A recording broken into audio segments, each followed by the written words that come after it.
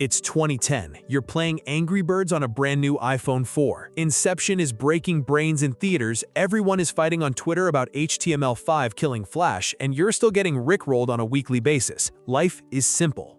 But then you open your code editor. Earlier that year, Ryan Dahl stood on a stage and released Node.js, proving you could take the language used for drop-down menus and build web servers.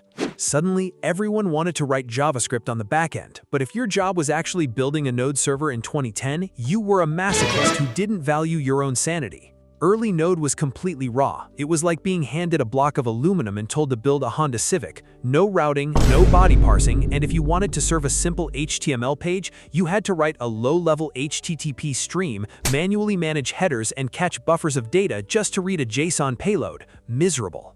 But today, backend JavaScript is a massive multi-billion-dollar ecosystem powering Netflix, Uber, and PayPal. So how did we get here? There's a bunch of reasons, but the most important was a single developer so incredibly productive that people on Hacker News literally believed he was an artificial intelligence or a secret team of European developers.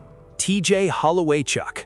In the early 2010s, TJ looked at the absolute state of Node.js and decided to fix it almost entirely by himself.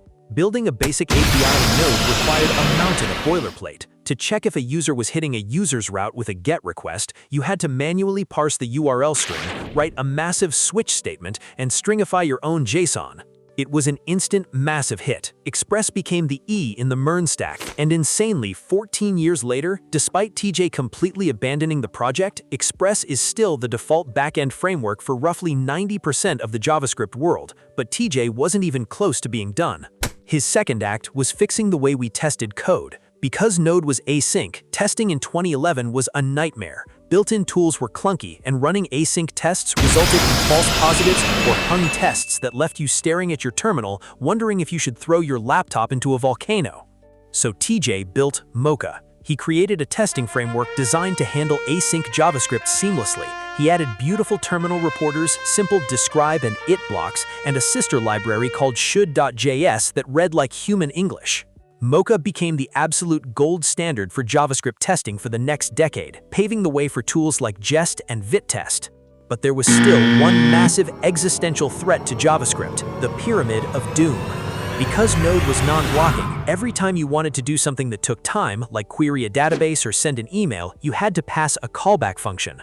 If you had to do 5 things in a row, you ended up with nested callbacks pushing your code further and further to the right until it looked like a giant sideways piece of pizza. Callback hell made large code bases impossible to read. People thought this was a fatal flaw of JavaScript, but TJ found a loophole. In 2013, he released a library called Co, and later a new framework called Koa. By hacking a new obscure JS feature called generators, he could pause and resume execution. He essentially forced async code to look and act like synchronous code. No more callbacks, no more nested pyramids, just clean, top-to-bottom logic.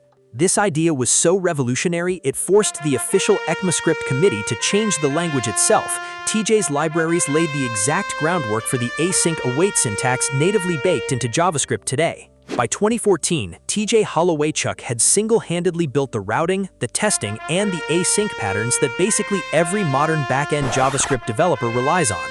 And then, he got bored, said he was tired of JavaScript, and left the community entirely to go write Go. It's easy to forget how painful backend development used to be, and even easier to forget the individuals who wrote the glue holding the modern internet together. But speaking of things you no longer have to build from scratch, a complete, structured technical specification is another one, thanks to MySpec, the sponsor of today's video.